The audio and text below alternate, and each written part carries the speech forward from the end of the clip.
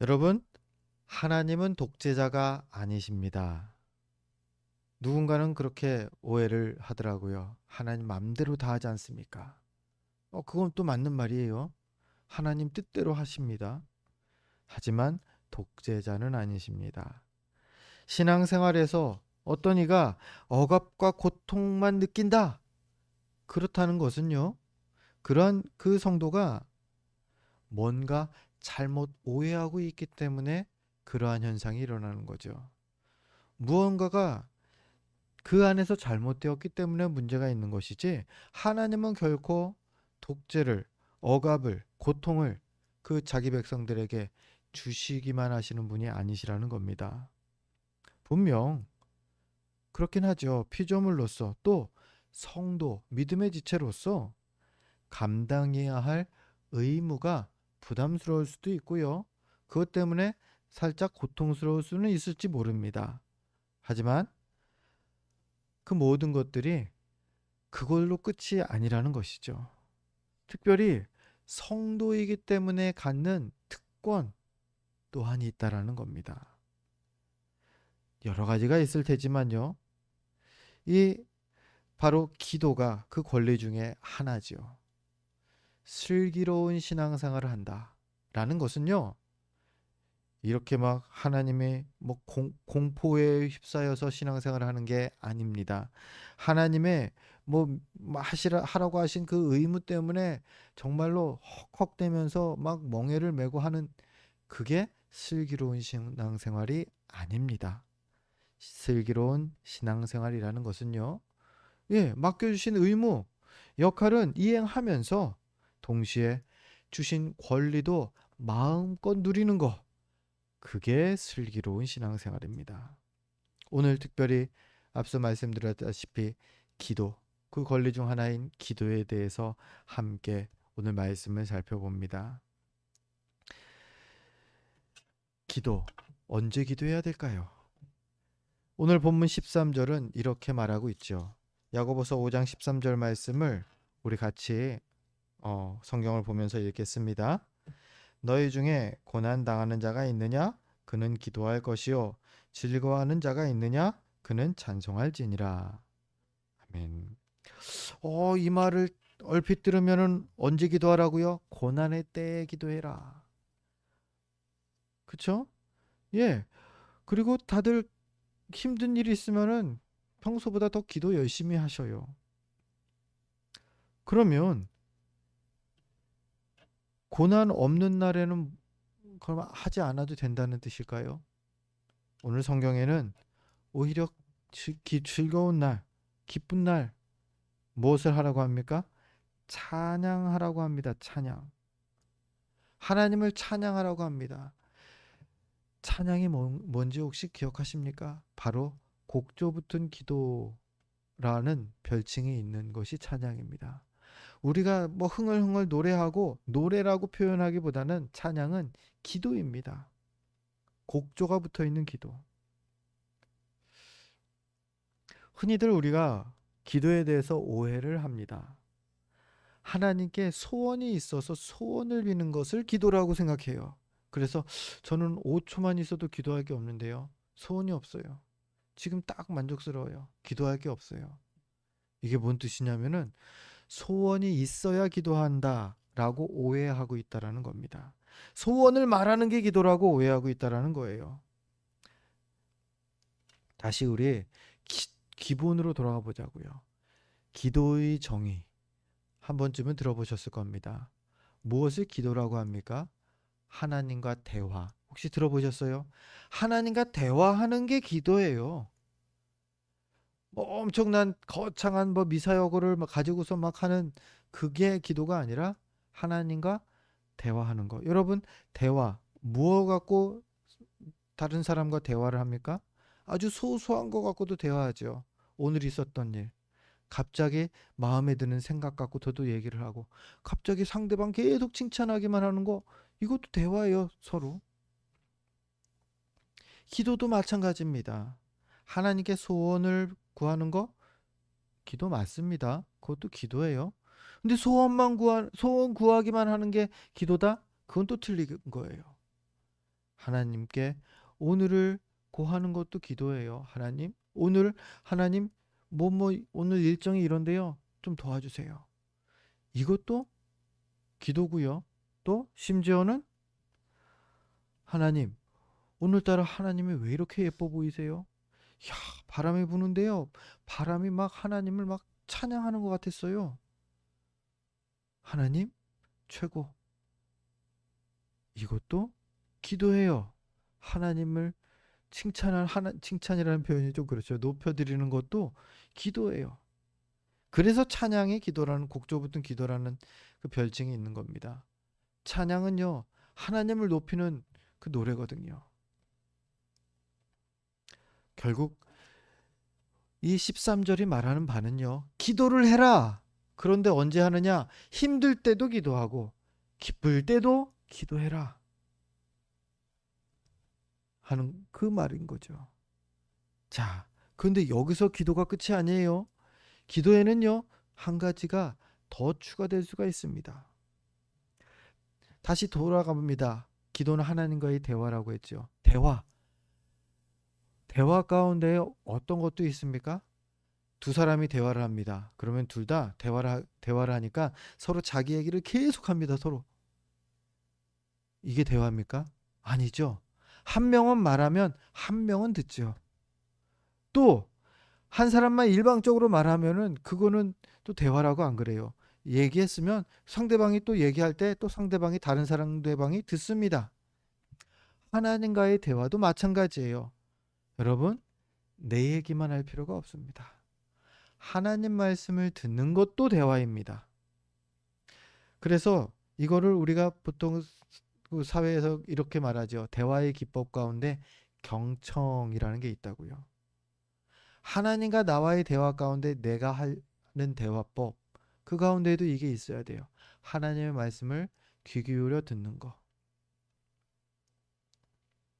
우리가 뭐 묵상 기도를 한다든지 혹은 뭐 하나님 이거 어떡할까요? 계속 어떡할 거야만 뭐 1시간 동안 계속 어떡할 거야만 생각합니다. 묻습니다. 이게 기도일까요? 기도라는 겁니다. 하나님의 음성을, 하나님의 뜻을 듣기를 구하는 거. 그러고 나면 이 데살로니가 전서 5장 17절에 이런 말씀이 있죠. 쉬지 말고 기도하라. 쉬지 말고 기도하라. 여러분, 주일학교 때 처음 신앙생활 시작했을 때 어땠습니까? 기도 5초 하면 끝나지 않았습니까? 저도 그랬던 기억이 납니다. 그런데 그때 이 말씀을 들으면서 야, 이건 말도 안 돼 생각했던 게 기억나는데, 여러분, 기도에 대해서 안다면 쉬지 않고 기도할 수 있죠. 야, 뭐 아주 거창한 표현이 아니라 하나님, 지금 버스 타고 가는데 이게 차가 막히네요. 이거 빨리 가야 되는데 좀 도와주실 수 있을까요?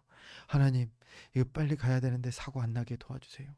뭐 이것도 기도고요. 야, 지금 마음이 막 두근두근 하는데요. 아유, 이거 좀 진정이 됐으면 좋겠어요. 하나님과 대화하는 모든 것들이 다 기도인 것이죠. 하나님, 이거 어떻게 생각하세요? 오늘 내로 말씀 좀 부탁드립니다. 이것도 기도가 아닐까 싶어요. 그러고 나면 쉬지 않고 기도할 수 있죠. 내가 아주 거창하게 목소리 높여서 외치는 기도 막 이런 것만 기도라고 생각하니까, 소원을 구하는 것만 기도라고 생각하니까 이 소원을 하루 종일 어떻게 구해요? 오해를 하는 것이죠. 우리가 하나님을 찬양하는 것도 기도고요. 또 하나님의 음성을 듣기 위해 고요히 잠잠히 있는 것 또한 기도라는 겁니다. 지금까지 이 기도가 이렇게 되는 거예요. 그리고 기도가 어떻게 우리가 드리는 것인지, 기도가 어떤 것인지를 봤다면, 이제 이 기도가 얼마나 대단한 능력이 있는지 오늘 말씀을 통해서 또 살펴보려고 합니다. 이제 15절로 넘어가 보는데요. 야고보서 5장 15절 말씀 우리 같이 또 한번 읽어보겠습니다. 믿음의 기도는 병든 자를 구원하리니 주께서 그를 일으키시리라. 혹시 죄를 범하였을지라도 사하심을 받으리라. 아멘. 기도에 엄청난 능력이 있다고 말씀하십니다. 우리에게 주신 특권, 그게 대단한 특권이래요. 먼저 무엇이라고요? 병든 자를 구원한다. 치료, 병에서 구원받는다, 치료받는다라는 뜻이겠죠. 이 구원의 은혜가 있습니다. 여러분, 병든 사람이 병에서 회복되기 위한, 구원받기 위한 방법 무엇이 있을까요? 1번, 병원에 가는 것이죠. 병원에 가서 아픈 곳을 의학적으로 진단받고 치료받는 겁니다. 또 두 번째로요, 아픈 사람 자가 회복이라는 게 있더라고요. 저는 병원 가면은 다 이 병 빨리 고쳐주고 약 주는 약으로 회복되는 줄 알았는데, 와, 이게 병원을 자주 안 다녀서 마흔이 넘어서야 알았어요. 병원에서 고쳐주지 않는, 오히려 이게 그냥 자가 치유되도록 기다리는 것을 옆에서 그냥 도와주는 약들이 많더라고요. 다 일일이 수술하고 그런 게 아니라 그냥 자연 치유되도록 기다리는 거예요. 대표적으로 뼈에 금이 갔을 때 이거 병원에서 이 금을 뭐 이거 땜질 해주고, 우리 뭐 이렇게 깨진 타일이라든지 그런 거 수리하듯이 그렇게 안 하는 거예요. 거기에 균이 들어가지 않도록, 그것이 이게 회복되기에 빨리 힘을 얻을 수 있도록 옆에서 도와줄 수 있는 그런 약을 처방해 주는 거지, 요 금을 연결시켜 주는 약이 아니더라고요. 뭐 그뿐만이 아니죠. 여러 가지 우리 그 병적 병들이 병원에서 치료하기보다는 뭐 병균이 감염되거나 2차 감염이 일어나지 않도록 돕는 그 정도 역할만 하지, 자연 치유를 병원에서도 권장하죠.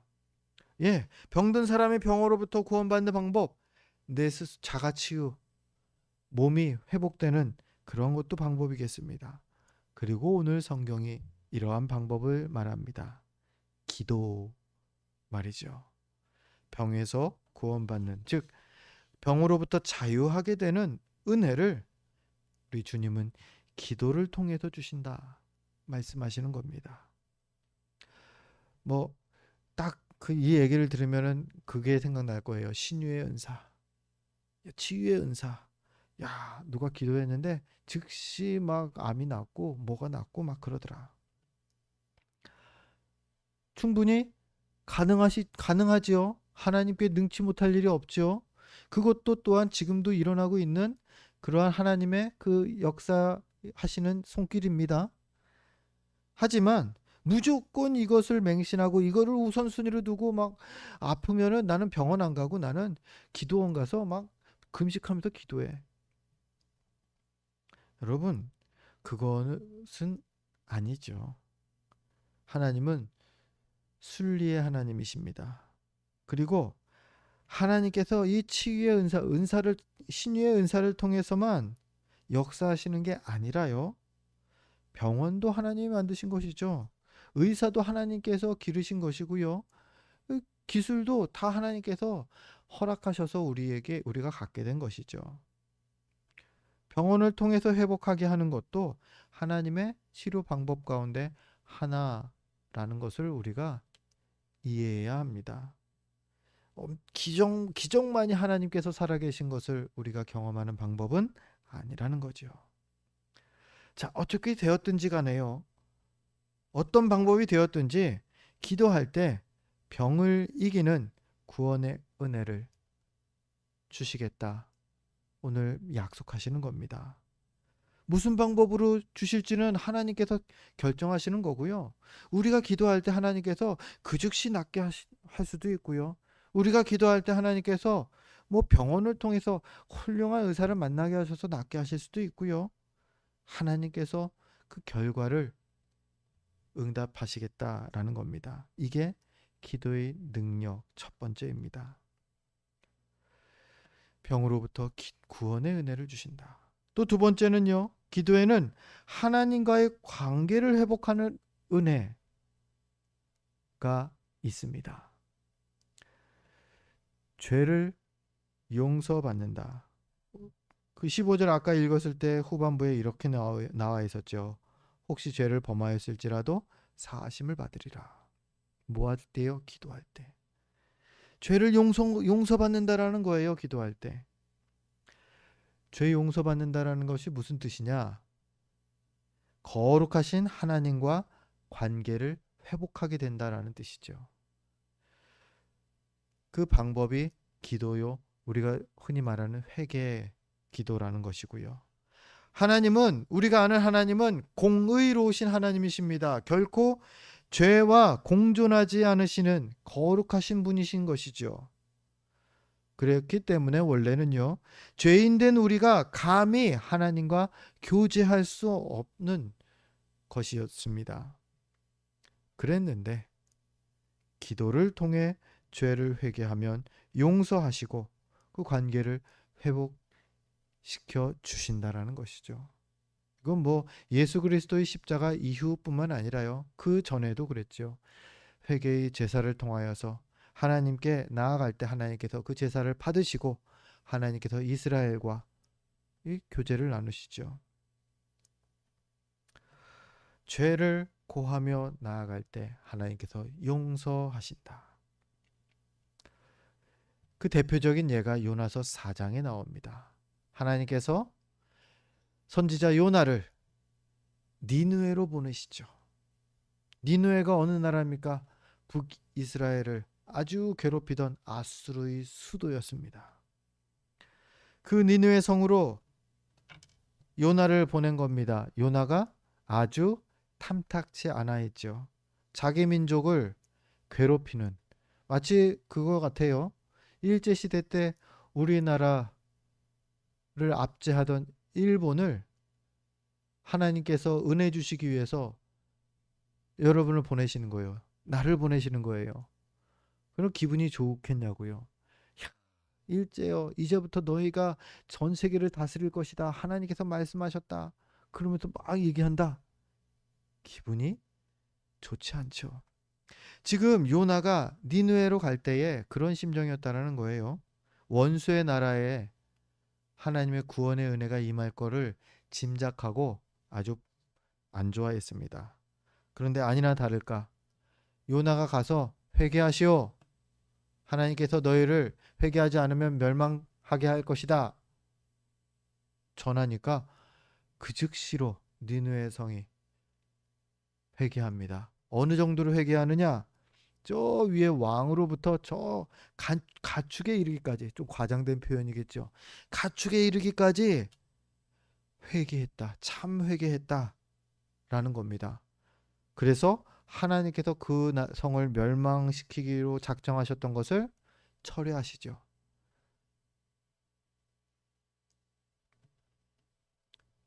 회개했을 때에 하나님의 그 심판을 면하고요. 죄사함의 은혜를 경험하게 된다라는 것을 우리가 요나서에서도 보게 됩니다.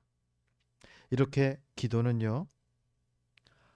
하나님과의 이 죄인된 우리와 관계를 회복해 하는 그러한 능력이 있다라는 것 기억해야 하겠습니다.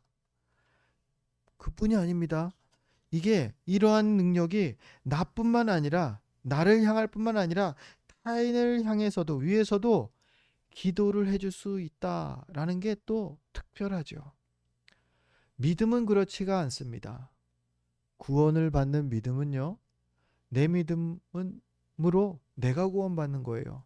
아무리 내 믿음이 구원받기도 남을 만큼 믿음이 크다. 그거 내 아들한테 좀 띄워주고 내 친구한테 띄워줄게요. 내 이웃에게. 그게 안 된다라는 거죠. 믿음은 내 믿음으로 내가 구원받는 거. 결코 남에게 나누어 줄 수 없는 겁니다. 그런데 기도는 다릅니다.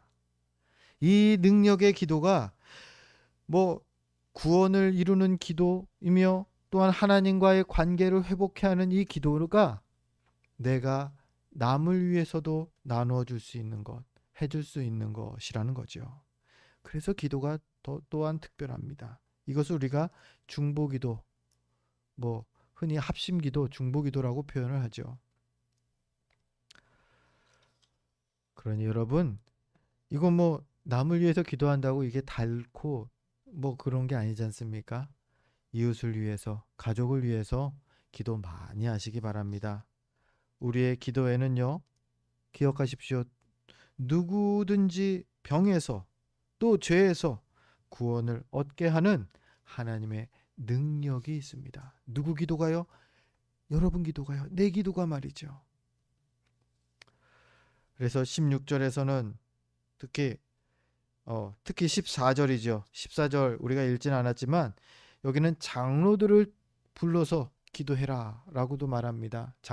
그 시대의 장로라고 하면 지금 오늘날로는 뭐 목사 또 장로 이러한 교회의 그 중직자들을 말한다 이해하시면 되겠습니다. 그들을 불러서 기도를 부탁하라는 겁니다. 뭐죠? 타인을 위해서 기도할 수 있다라는 것을 얘기하는 것이죠. 16절입니다. 우리 16절 말씀은 같이 읽도록 하겠습니다. 함께 읽습니다. 그러므로 너희 죄를 서로 고백하며 병이 낫기를 위하여 서로 기도하라. 의인의 간구는 역사하는 힘이 큼이니라. 아멘. 기도를 하는데 말씀드렸죠. 나에게도 할 수 있고 또 다른 이웃에게를 위해서도 할 수 있습니다. 그래서 어떤 사람 보면 맨날 다른 사람을 위해서 기도해요. 너를 위해서는 또 다른 누군가가 나를 위해서 기도하겠죠. 맞는 것 같기도 해요. 더 좋을 것 같기도 해요. 그런데 하나님이 원하시는 것은 그런 것이 아닙니다. 기도를 할 때는 이렇습니다. 나를 위해서 50% 이상은 기도하셔요. 나 자신을 위해서 기도하는 게 좀 더 많아야 합니다. 이런 거예요. 여러분, 자녀가 혹은 나하고 아주 친한 베스트 프렌드가 그 프렌드의 얘기를, 자식의 얘기를 내가 직접 들은 게 아니라 남을 통해 듣는다. 기분이 어떨까요? 어제 라디오를 듣는데 어떤 부모님이 그 사연을 올렸더라고요. 어떤 사연이냐면 자식이 과를 바꿨대요. 대학생인데. 과를 바꿨는데 자기한테 얘기를 안 하고 학교 등록금 고지서가 오는데 거기 과가 바뀐 걸 보고서야 자기가 알았다라는 거예요. 그래서 그걸 사연으로 보내면서 좀 서운한데 이거 어떻게 해야 되냐. 이게 사연이었어요. 서운한 게 맞죠. 정말 나하고 친하다고 생각했는데 돌아 건너서 전해 듣는 거 그다지 좋은 것 같지 않습니다. 하나님도 마찬가지입니다. 하나님은 우리와 가장 친한 관계이길 원하셔요. 그런데 굳이 내 기도는 남이 하게끔 해놓고 남의 기도만 하고 있다? 하나님이 기뻐하시는 방법이 아니에요. 내 얘기를 하나님께 구하는 거 그건 중요합니다. 주님은요, 내 목소리로 구하는 기도를 기뻐하시니까 말이죠. 그리고 나서 중보 기도를 하는 겁니다. 다른 이들을 위해서 기도하는 겁니다. 오늘 성경은 말합니다. 이 중보 기도의 힘이 엄청나다. 나를 위한 기도, 13절은요, 나를 위한 기도를 얘기하는 거고요. 이후로 중보 기도를 하고 있습니다. 중보 기도 얼마나 대단하냐? 우리 사도행전을 보면요, 베드로가 옥에 갇히는 사건이 일어납니다. 옥에 갇혔을 때 예루살렘 초대교회 성도들이 베드로를 위해서 기도합니다. 그랬을 때 한밤중에 베드로 옥문이 열려버리죠. 그리고서는 베드로가 그 기도하도록 모여 있던 그들에게 찾아갑니다. 그들이 귀신인 줄 알아요. 베드로가 죽은 줄. 그런데 그게 아니었습니다. 그들의 기도로 하나님께서 문을 여셨다. 결국에는 베드로도 또 예루살렘 교회의 성도들도 그렇게 고백하며 찬양하죠. 그렇습니다. 기도는요, 능력이 있습니다. 특별히 누군가를 위해서 기도하는 그 중보의 기도, 하나님께서 결코 가볍게 여기지 않으신다. 오늘 성경이 계속 그 얘기를 하는 겁니다. 그러면서 16절은요. 의인의 간구라는 단어를 언급합니다. 역사하는 힘이 큰 기도를 하는 것. 그 기도의 방법, 의인의 간구다 말합니다. 의인의 간구, 뭘 얘기하는 걸까요? 먼저는 의인이라는 단어를 우리가 해석을 해야 됩니다. 의인. 세상에서는 착하고 선한 일을 한 사람이 의인이지만요. 하나님 앞에서의 의인은 다릅니다. 착한 사람이 의인이 아닙니다. 로마서 3장 28절은 그 의인을 이렇게 정의합니다. 우리 유인물 주보를 보면서 로마서 3장 28절 함께 읽습니다. 그러므로 사람이 의롭다 하심을 얻는 것은 율법의 행위에 있지 않고 믿음으로 되는 줄 우리가 인정하노라. 아멘. 의인, 의롭다고 하나님 앞에 의롭다라고 칭함받는 의인 어떤 사람이라고요? 믿음이 있는 사람. 로마서 5장 9절 말씀도 계속해서 보겠습니다. 주보로 보면 함께 읽습니다. 그러면 이제 우리가 그의 피로 말미암아 의롭다 하심을 받았으니. 아멘. 그렇습니다. 그의 피로, 예수 그리스도의 피, 십자가의 보혈을 말합니다. 예수 그리스도의 피로 말미암아 믿음으로 의롭게 된 사람들, 그들이 모두 의인이라고 합니다. 행위로는 절대 의롭게 될 수 없던 많은 이들이 믿음으로, 이 십자가의 보혈을 믿음으로 의롭게 되었고요. 기도로 큰 역사를 일으킬 일꾼이 된 것입니다. 저와 여러분 모두가 이 일꾼들인 것입니다. 내가 엄청난 능력을 일으킬 수 있다니까 여러분 믿기지 않습니까?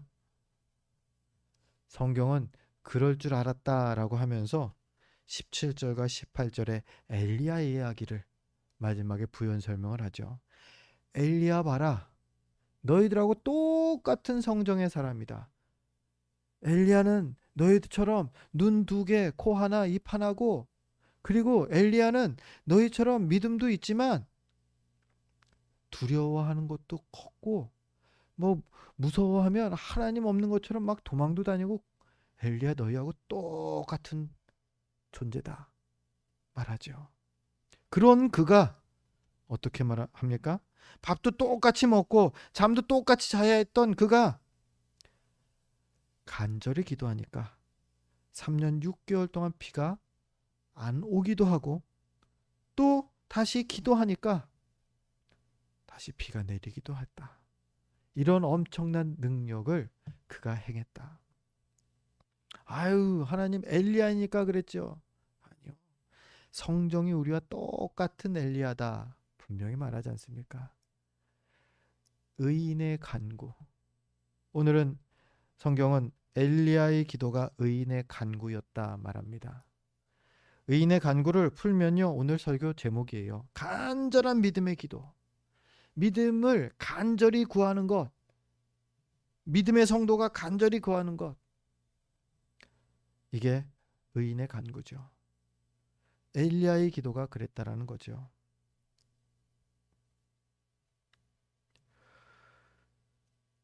17절 말씀인데요.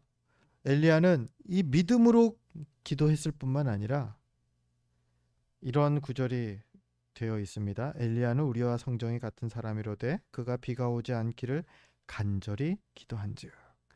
간절히 기도했다. 엘리야가 간절히 기도했다 말합니다. 그렇습니다. 우리는요, 믿음으로 이미 의인이 되었습니다. 그러면요, 그 다음 순서는 무엇입니까? 하나님의 역사를 보기 위해서 기도하는 게 일단 첫 단계일 겁니다. 야고보서 1장 5절 이렇게 기록되어 있습니다. 우리 주보를 보면서 함께 읽습니다. 너희 중에 누구든지 지혜가 부족하거든 모든 사람에게 후히 주시고 꾸짖지 아니하시는 하나님께 구하라. 그리하면 주시리라. 간절히 구하기 전에 먼저 뭘 하라고요? 구해라. 일단 구해라.